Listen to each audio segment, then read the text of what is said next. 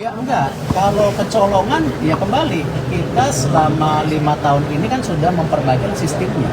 Bayangkan, laporan keuangan transparan. Kita juga mengkoreksi diri kita sendiri melaporkan kasus-kasus korupsi. Ya tentu pasti ada. Ya dinamika itu ada. ASDP kemarin, ya ada ini, dulu ada juga ya Garuda, ya itu situasi yang justru gini. Jangan justru gara-gara ini kita jadi setback. Justru apa? Apa yang kita lakukan transformasi ini kita harus lebih dorong lagi. Apalagi ke depan, ya, apalagi ke depan. Antara investasi dan juga operasional, ya, dengan ada Danantara, ini kan juga ada peningkatan kualitas investasi. Kan, mohon maaf misalnya. Dulu yang namanya investasi BUMN itu tidak pernah didiskusikan karena saya nggak punya power itu. Ini bukan ngambil diri ya, ini nggak punya power itu. Tapi dengan lahirnya undang-undang, nanti semua investasi itu ada komite investasinya. Itu sebuah langkah yang maju. Kalau dulu saya lihat satu-satu, ya. Tapi kan ingat loh, Menteri BUMN ini kan nggak day to day. Yang day to day itu kan ya direksi dan komisaris.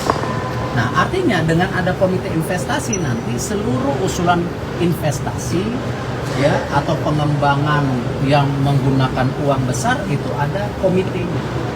Nah, ini kan improve. Nah, lalu juga masalah operasional korporasi dan penugasan. Dengan ada undang-undang yang baru, penugasan tetap saya ya cek dan bahkan periksa. Tapi operasional kita bisa pantau sekarang. Jadi ini saya rasa solusi yang bagus. Nah, ini improve yang harus kita lihat secara optimis. Jangan justru ini jadi setback. Ya. Koreksi yang terjadi dengan penegakan hukum yang sekarang didorong oleh Pak Prabowo, ya harus kita sangat support.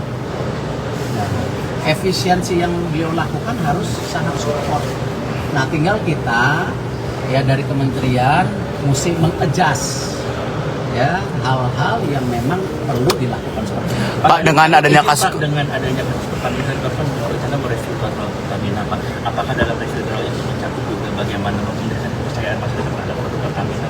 Ya, gini, pasti. Tapi kan peran Menteri BUMN tidak bisa secara korporasi murni, ya kan?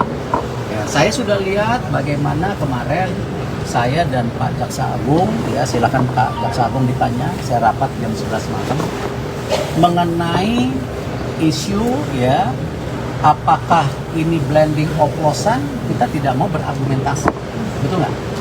Tetapi kalau itu ada oplosan di titik tertentu, ya kita tadi sudah dilakukan penindakan. Ini kan dari Bea Cukai kita dari Kejaksaan sedang menggali itu.